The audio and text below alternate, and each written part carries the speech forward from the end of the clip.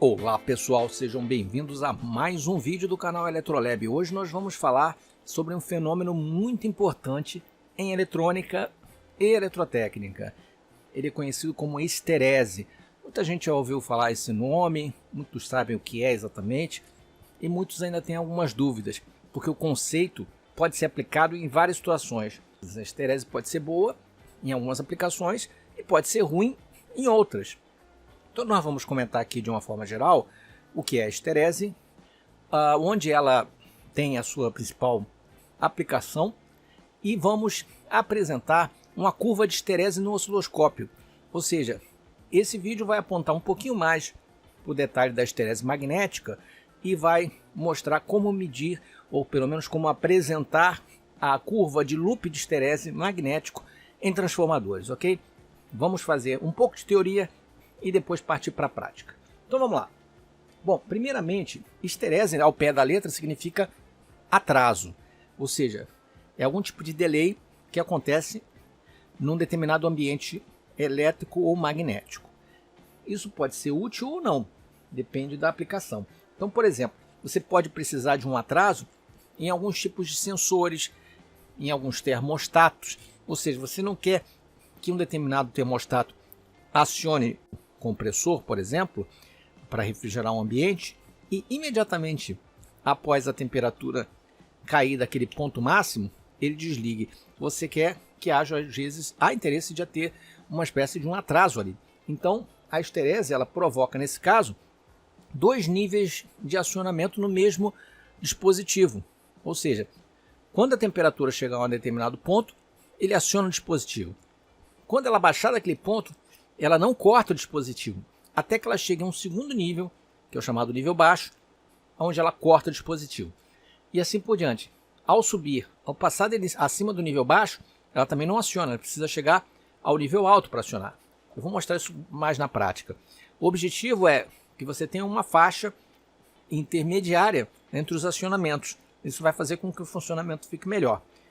Outras aplicações, por exemplo, em alguns sensores que vão trabalhar dessa forma, circuitos muito famosos em eletrônica chamados Schmitt triggers, que utilizam do recurso da esterese para fazer uma série de aplicações. Uma delas, muito interessante, seria uma espécie de filtro para sinais ruidosos, principalmente em sinais digitais.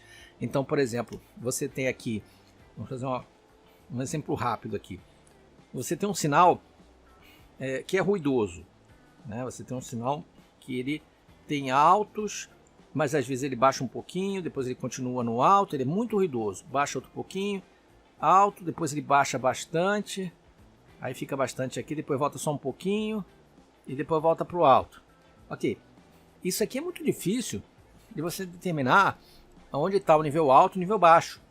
Agora, se você tiver um nível com esterese, ou seja, tiver algum tipo de circuito Schmitt trigger aqui, por exemplo, você vai admitir que o nível alto passa por essa linha. E o nível baixo passa, por exemplo, por essa linha aqui. Bom, e aí qual vai ser a resposta, né, na saída? A resposta na saída vai ser a seguinte, ó. Aqui passou do nível alto, então ele entrou para alto. Aqui ele continuou, passou um pouquinho abaixo do nível alto, mas não entrou no segundo nível de disparo, que seria o nível baixo. Então, ele permanece alto.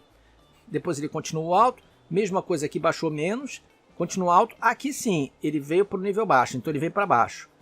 E aqui ele subiu um pouquinho, mas não chegou a atingir outro nível, continua baixo. E aqui sim ele voltou para alto. Ou seja, eu vou ter uma saída, um nível, uma onda quadrada ou retangular, precisa, independente dos ruídos que tiverem aqui. Isso também converte, por exemplo, uma onda triangular numa quadrada. Se você colocar esses níveis chamado de VL, nível baixo, e VH, nível alto, aqui no teu sinal ruidoso, por exemplo. Essa seria uma das aplicações. Aproveitando, pessoal, para lembrar que a PCBWay faz, além das placas standard, placas avançadas, placas flexíveis, montagem de equipamentos, stencil para SMD e agora a novidade também uso de CNC, impressão CNC, impressão 3D, inclusive com injeção de plásticos, diversos materiais, construção de cases com dobradura de metal e corte ou seja, soluções completas para prototipagem. Ok, pessoal? Voltando para o nosso vídeo. Mas, basicamente, ela vai se comportar dessa maneira, né? E no campo magnético, nós temos o seguinte. Eu tenho aqui uma bobina, eu vou energizar essa bobina com uma corrente elétrica, né? Vou colocar uma tensão aqui e provocar uma corrente elétrica que vai induzir um campo magnético na bobina. Ele vai induzir o campo magnético distribuído em dois campos. O chamado campo H, que é um campo proporcional à corrente. E esse campo, dependendo do material, núcleo, etc., ele vai gerar um campo de densidade de fluxo magnético aqui dentro, que seria o chamado campo B. Existe um gráfico que faz a correlação entre o campo H e o campo B em eletromagnetismo, né? E esse gráfico ele determina se tem uma esterese alta ou baixa naquele seu indutor, naquele seu transformador, por exemplo. Então, ele funciona da seguinte maneira. Vamos tentar plotar aqui, variar o campo H e ver como é que o campo B vai, digamos, se alterar em função do H. Ok? Lembrando que o campo H é um campo diretamente proporcional à corrente.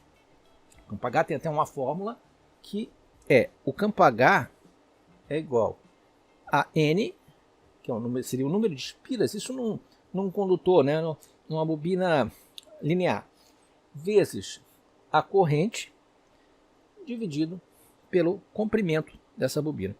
Esse é o campo H. Repara que aqui eu só tenho uma proporcionalidade ao número de espiras, ao comprimento e à corrente, mais nada. Já o campo B, ele depende do material. Se você usa um núcleo de ferrite, se você usa um núcleo de ar, se você usa um núcleo de ferro, ele vai variar, porque a permeabilidade magnética é um item que vai entrar aqui na fórmula. Então o campo B, ele vai ter a seguinte fórmula. Permeabilidade magnética, que é uma constante que depende do material. Você olha uma tabela e vai ver qual o valor, vezes o campo H. Portanto, ele é proporcional a isto tudo, só que ele depende da permeabilidade magnética, tá? Então vamos fazer a seguinte experiência. Numa onda, num sinal alternado, eu vou ter sinais positivos e sinais negativos, né? E aqui, se eu fizer isso com a corrente sendo positiva num determinado momento e negativa no outro, eu vou ter uma inversão de campos aqui. E aqui eu vou ter uma reação do meu indutor, do meu transformador da seguinte maneira. Eu primeiro vou subir o nível aqui da corrente, portanto eu vou subir o campo H. Então eu vou subir aqui, ó. Eu vou subir esse campo H até um determinado ponto.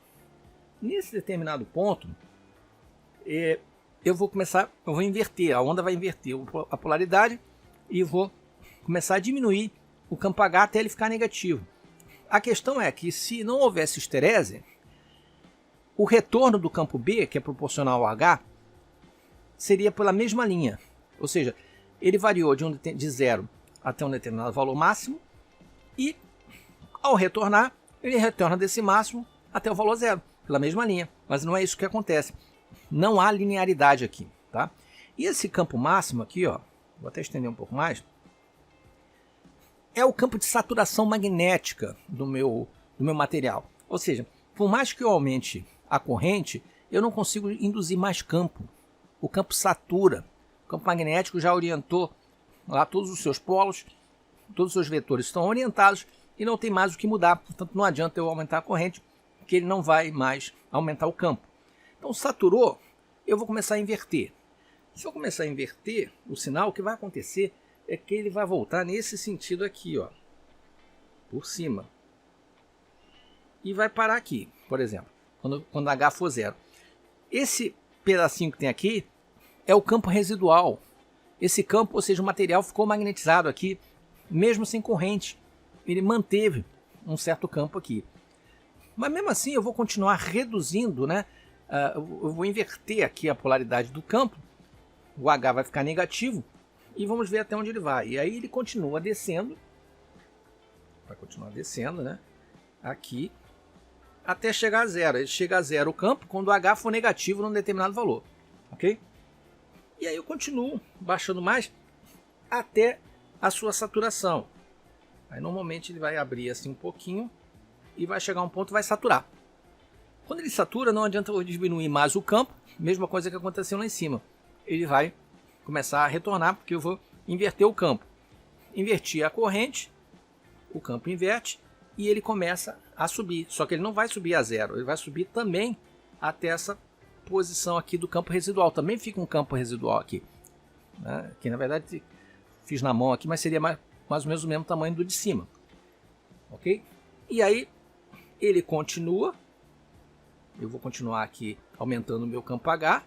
E depois ele sobe até aquele ponto de saturação já por uma outra curva. Então repare que ele começou nessa curva, mas ele voltou por uma outra e subiu por uma outra. E aí depois ele continua esse loop.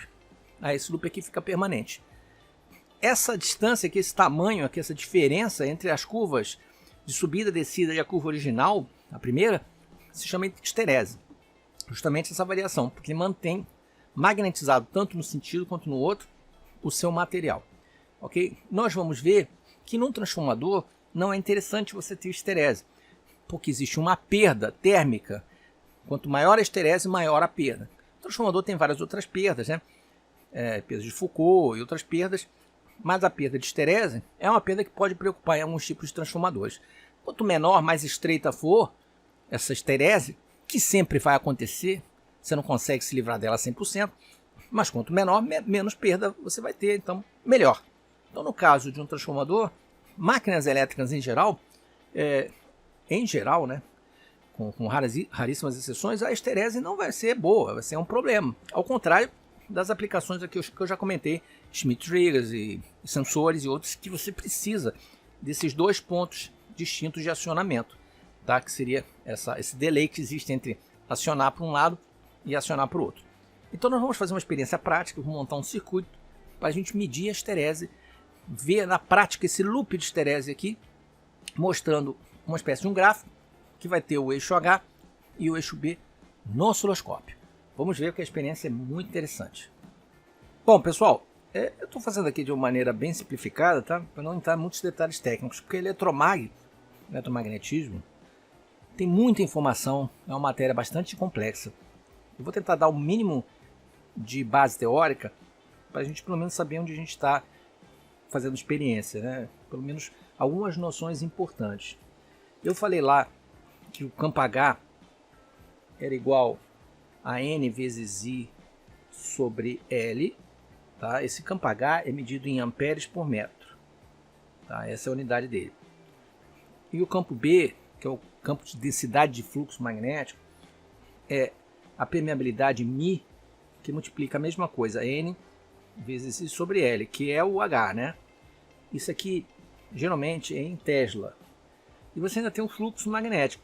Se quiser medir o fluxo, na verdade é um fluxo é uma densidade de área. Então ele é o B, que é o campo, sobre a área da seção reta do núcleo que você está trabalhando no seu indutor, e é em Weber essa unidade, tá? Só para a gente ficar um pouco mais por dentro aí das unidades, ok? Então, o que a gente pode colocar aqui? A partir dessa fórmula aqui, a gente sabe que então o campo B também pode estar relacionado com o fluxo vezes a área da seção da região que eu estou trabalhando, ok? Bom, o que seria esse fluxo aqui, né? Seriam basicamente as linhas de campo numa determinada área. As linhas de campos que passam por uma determinada área determinam o fluxo magnético. O que a gente vai fazer é o seguinte: nós vamos fazer esse circuito. Eu vou ligar na tomada, vou ligar através de um variac só para a gente variar um pouquinho o tamanho, mas é basicamente 127 volts. Vou colocar um resistor em série com o meu transformador de teste. Eu vou testar esse transformador. Esse resistor aqui, eu vou botar um resistor de 18 ohms. Pode ser 18, 20, 15, por aí. O objetivo é eu medir a corrente que passa aqui, né? Então, um resistor de shunt, eu estou medindo a corrente aqui, através desse ponto aqui que eu vou chamar de Y.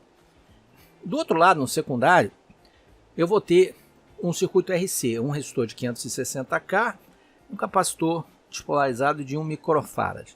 E ali vai ser a minha saída X.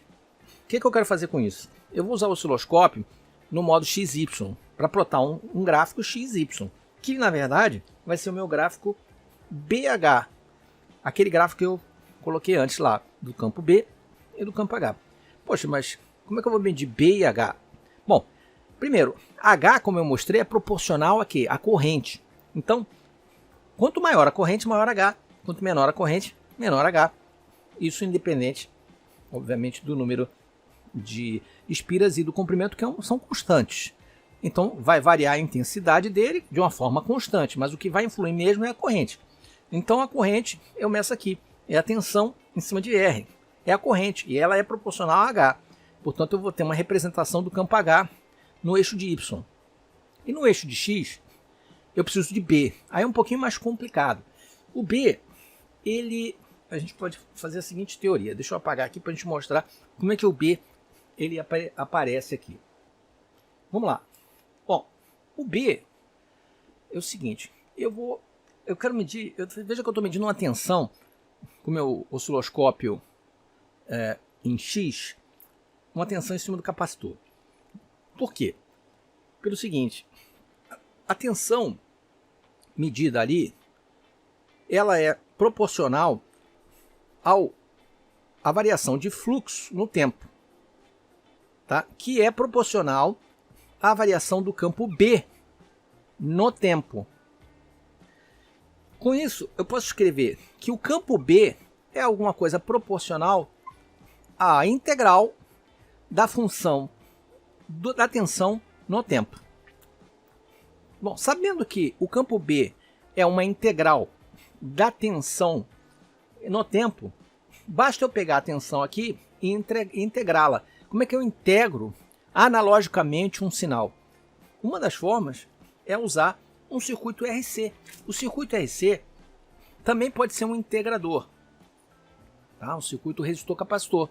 Então, eu vou integrar a tensão no capacitor. E aí, eu vou conseguir chegar no campo B. Como é que eu faço isso? Vamos lá.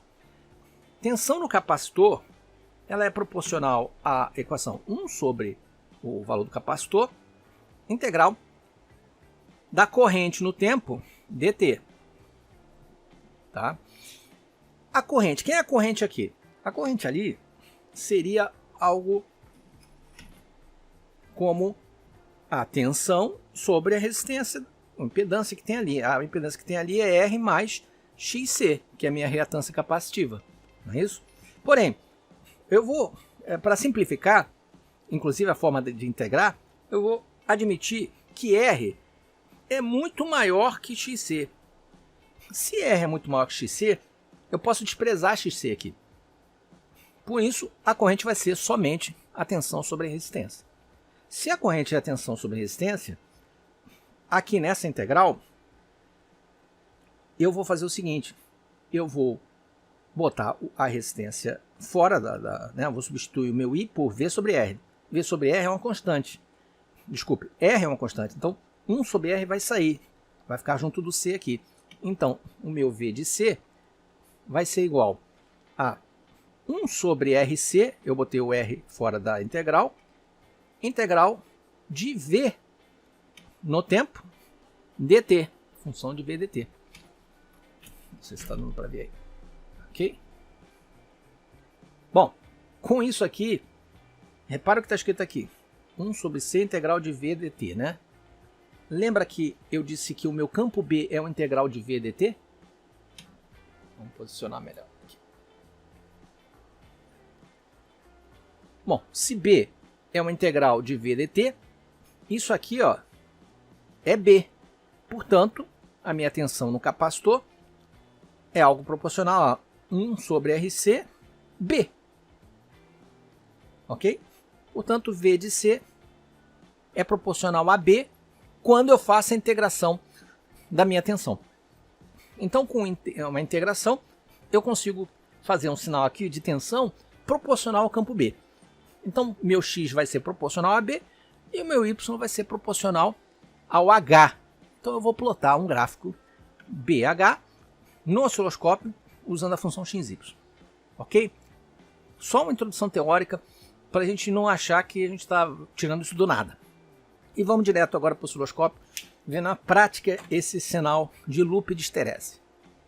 Bom, pessoal, aqui está o circuito, tá? É um transformador. Esse transformador 24 volts, ele entra 127, sai 24 volts, 5 amperes. A corrente aqui não interessa muito, o interessante é a gente ver a curva de esterese dele. E aqui na protoboard tem aqui o circuito muito simples, né? Basicamente 2 resistores e um capacitor fazendo a integração, né? Então esse resistor mais parrudinho aqui, é até bom que você coloque ele de 1 ou 2 watts, é o de 560K. Depois esse aqui de 18 ohms, também interessante que bote de 2 watts. Tá? Aqui porque eu não sei o que você vai usar aí, transformador, tensão. E aqui o capacitor de 1 microfarad, tá? Eu estou fazendo a entrada conforme aquele circuito que eu mostrei. E a saída em 2 canais.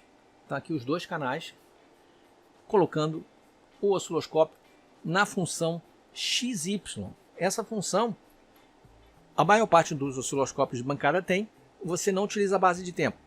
Você entra com um sinal em X e num canal e usa o outro canal para usar o sinal em Y. E ele plota um gráfico dessa variação. Aquelas figuras de Lissachus, né, que a gente já fez aqui, também utilizam esse tipo de recurso, onde eu não utilizo a base de tempo.